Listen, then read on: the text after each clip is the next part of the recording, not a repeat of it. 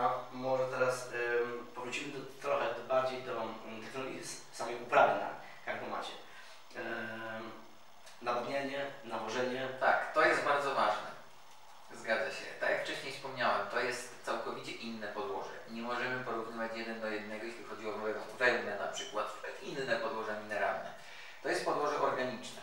Posiada pewien bufor wody, posiada również, musimy zwrócić uwagę na przygotowanie odpowiednie tej maty. Dlaczego? Dlatego, że ono ma swoje pH odpowiednie na odpowiednim poziomie, który jakby posiada węgiel już, tak? Czyli na przykład powiedzmy 5, tak? pH 5, tak? Wełna mineralna bardzo często ma wysokie. Jest bardzo zasadowa, więc musimy obniżyć te pH, doprowadzić do pH odpowiedniego, tak? Tutaj jest troszeczkę inaczej. Jeżeli zastosujemy pożywkę, wodę do przygotowania tej maty zakwaszoną już z kwasem azotowym, tak. Niestety bardzo nisko Powodujemy zakwaszenie maty. Tak jest, powodujemy zakwaszenie tej maty, więc tutaj jest troszeczkę inny sposób przygotowania już tej maty, czyli pożywkę startową musimy przygotować o wyższym pH, żeby doprowadzić tą matę do pH odpowiedniego w czasie uprawy już, bo jeżeli na starcie zbijemy... 5,5 powiedzmy to będzie za nisko, prawda? Tak, no, może być powiedzmy 6, to jest odpowiednie pH, tak? Więc 5, 8, 6 to jest odpowiednie pH do uprawy. Więc tutaj musimy o tym pamiętać. To jest jedna rzecz. Bardzo ważna rzecz. Sposób i cykle nawodnieniowe, prowadzenie tej uprawy już po przygotowaniu i tak dalej również jest inne. Ja bardzo często zwracam producentom na to uwagę, że cykle muszą być częściej, ale jednorazowa dawka tej pożywki dozowana na kapilary, na roślinę musi być mniejsza. Przykładowo, dozując 120 ml pod roślinę, tak. Na przykład, przykładowo, tak, na wełnie mineralnej 8-10 razy, na węglu brunatnym musimy dać na przykład 80 ml jednorazowej dawki pod roślinę, ale cykli musi być 15, prawda? Tak. Więc to jest taka różnica. To jest bardzo, bardzo ważne. To nie znaczy, przepraszam, że ci przerwę, to nie znaczy, że mamy większy wydatek jakby wody czy nawożenia w tym... Nie, sumarycznie jest to samo. Taki sam przelew możemy uzyskać.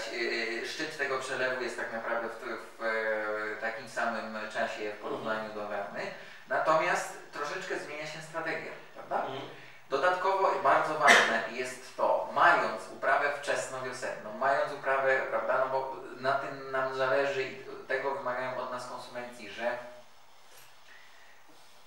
musimy dać ostatecznemu odbiorcy bardzo wysoką jakość tego ogórka przez cały sezon, przez cały rok, prawda? Czyli w czasie, kiedy no nie są naturalne warunki uprawy tej rośliny. Wykorzystywane są m.in. do tego lampy, czy to lampy sodowe, czy to lampy LEDowe, aby jakby dostarczyć cały czas wysokiej jakości ogórki na nasz rynek. I mając ogrzewanie, bardzo często wielu producentów ma ogrzewanie pod matami, pod rynnami lub po prostu stosuje tą pożywkę, co jest wymagane, podwyższa tą temperaturę pożywki. Natomiast należy pamiętać, że ta mata posiada bardzo duży bufor wody i nie możemy przegrzać tego korzenia, nie możemy doprowadzić do podniesienia temperatury w macie. Tak, bo niestety nie schłodzimy tego tak szybko jak w przypadku wełny mineralnej, więc należy o tym pamiętać, że ono posiada bardzo duży ten bufor wodny, ale dlatego zalecamy matę bez buforu wodnego.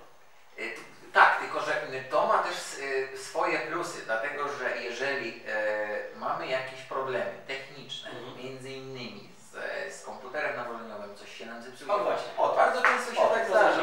To wiedzieliśmy na wydziale. Tak, na przykład prowadziliśmy badania, jeśli chodzi o stres, ale w tym wypadku były badania prowadzone przy stresie wysokiego EC. I bardzo jasno można powiedzieć, że rośliny rosnące na wełnie mineralnej w wcześniej zaczęły reagować na ten stres w porównaniu do roślin na węglu brunatnym. To około 7 dni. 7 dni, proszę Państwa. Ja wrzuciłem taki post niedawno na mediach społecznościowych właśnie. To były zdjęcia ze szklarni właśnie pana Radka, gdzie widzieliśmy rośliny. Pierwsze zdjęcia obrazowały właśnie stres podwyższonego EC na macie mineralnej. Kolejne zdjęcia były to maty już karbomat, ta sama odmiana ogórka. Ten stres podwyższonego EC nie było żadnych oznak wizualnych nie. Na pewno jakieś oznaki fizjologiczne były, bo tak. ten stres już był duży, prawda? Bo mówimy o EC rzędu 7 decisiemens na metr, więc to jest dość dużo.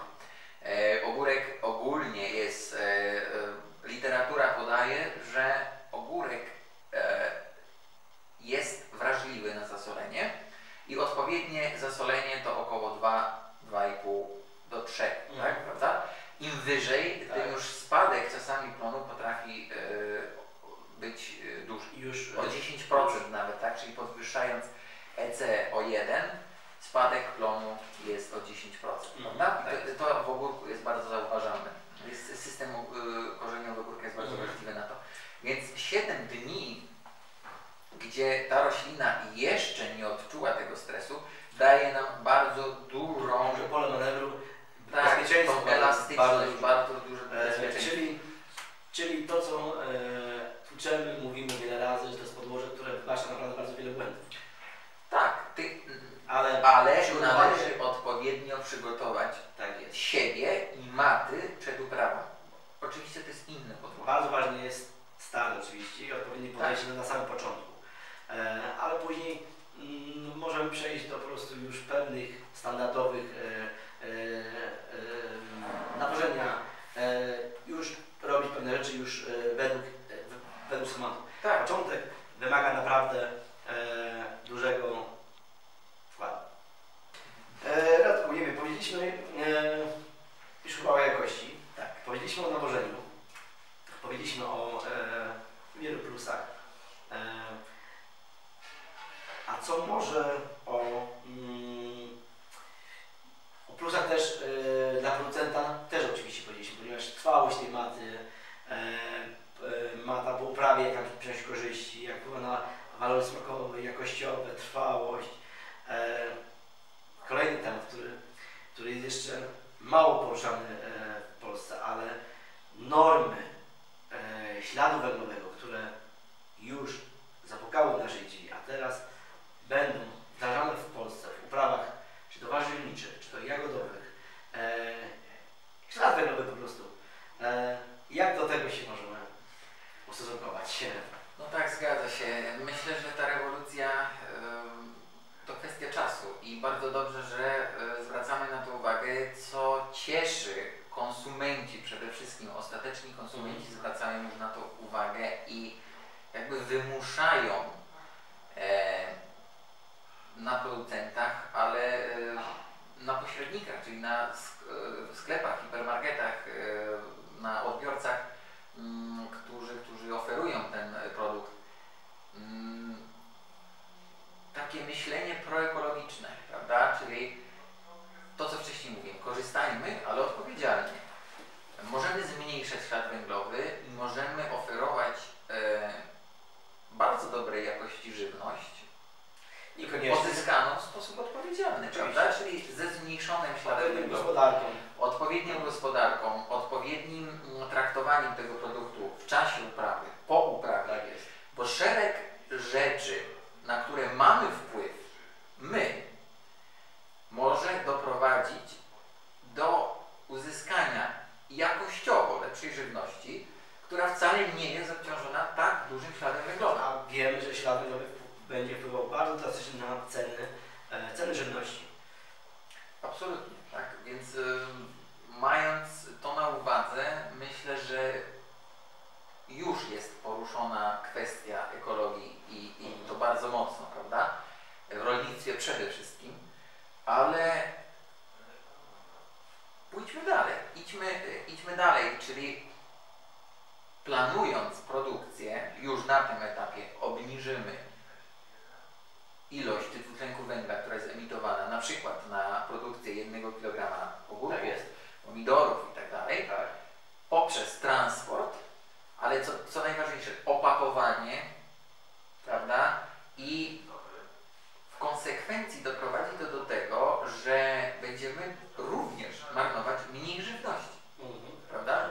Więc automatycznie wyższa jakość, mniejszy ślad węglowy, więcej jedzenia, więcej żywności, która nie jest wyrzucana, marnowana po prostu, prawda? Więc to będzie się zmieniać i porównując na przykład produkcję wełny mineralnej, 1 metra sześciennego wełny mineralnej. To jest bardzo fajne, co tutaj się jest to poparte oczywiście badaniami naukowymi. Tutaj cytuję badania naukowe. Na 1 metr sześcienny wełny mineralnej emitujemy do środowiska około 170 kg dwutlenku węgla. Prawda? To jest dość dużo. 1 metr sześcienny. W przypadku węgla brunatnego... 1 metr sześcienny to tak w przybliżeniu to jest około 70 mat.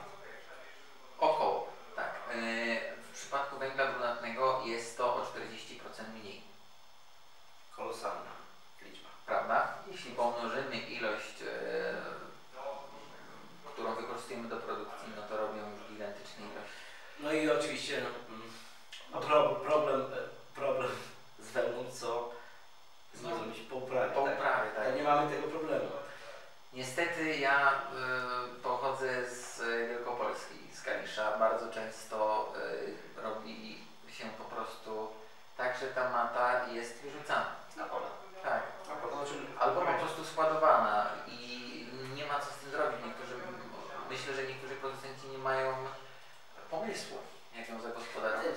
Nie ma pomysłu, też nie ma żadnej pomocy w tym, żeby im to pomóc, oczywiście bez kosztów dodatkowych, zabrać cokolwiek, prawda? Producenci wełny mineralnej odbierają z gospodarstw to i jakby zapewniają, natomiast nie wiem, gdzie jest problem tak naprawdę. Problem jest w ogromnej cenie. Przecież czytałem artykuły, firmy, które utylizują wełnę mineralną, tak? Metr sześcienny, oczywiście wełnę trzeba oczyścić z folii mineralnej, Tak. Z folii plastikowej, wycisnąć ją bez nawozu, tak?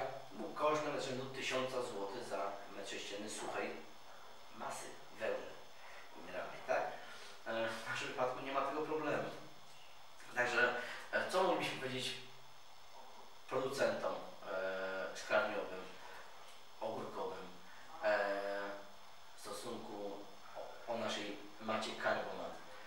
Myślę, że technologię mamy dopracowaną. Technologię mamy dopracowaną i nie ma obaw, jeśli chodzi o to podłoże. Bo tak czasami się słyszy, że no tak, to jest coś nowego, ale jest to nasze też polskie podłoże. Przede wszystkim pragnę też przypomnieć, że wełna kiedyś też była nowa, prawda? Więc technologię mamy już dopracowaną i po prostu trzeba zwrócić uwagę na odpowiedni sposób odmienny przygotowania tej maty, jeśli chodzi o matę karbochod w porównaniu do wełny mineralnej. Troszeczkę inny sposób uprawy, ale co najważniejsze, ale mamy na to sposób, mamy na to technologię, mamy pana Radka, mamy firmę, czyli nas, która to produkuje. Także zajmiemy się od produkcji do całego cyklu nawożeniowego. Także nasi klienci nie zostają z tym sami. Także no, co tutaj więcej jeszcze? Plus jest jeszcze dodatkowo taki, że tą matę możemy wykorzystywać kilkukrotnie. Otóż to. I nie stanowi później tak naprawdę problemu. Odfoliowujemy ją, przeznaczamy węgiel, który był w macie po uprawie jako nawóz do upraw konwencjonalnych, wysypując po prostu na pole, czyli wnosimy czystą substancję organiczną. Ja tutaj dodam, że nawet producenci szklarniowi, którzy nie mają swoich terenów takich rolnych, gdzie mogliby tą matę poprawnie wykorzystać, można ją sprzedać. Myślę, że świadomość rolników dużej mierze buduje firma Carbohold właśnie, rośnie. I mamy wiele już zapytań, gdzie maty poprawowe można zdobyć, ponieważ rolnik, który nie ma obornika, a to naprawdę jest 10-krotnie lepszy niż obornik, jest świetnym nawozem, można powiedzieć, że organicznym, mineralnym nawozem. Absolutnie, no właśnie, bo węgiel może być nazwą troszeczkę mylącą. Przecież to jest czysta substancja organiczna. Oczywiście powstała z biomasy. Tak, z dodatkiem węgla, prawda? Ale to jest substancja organiczna.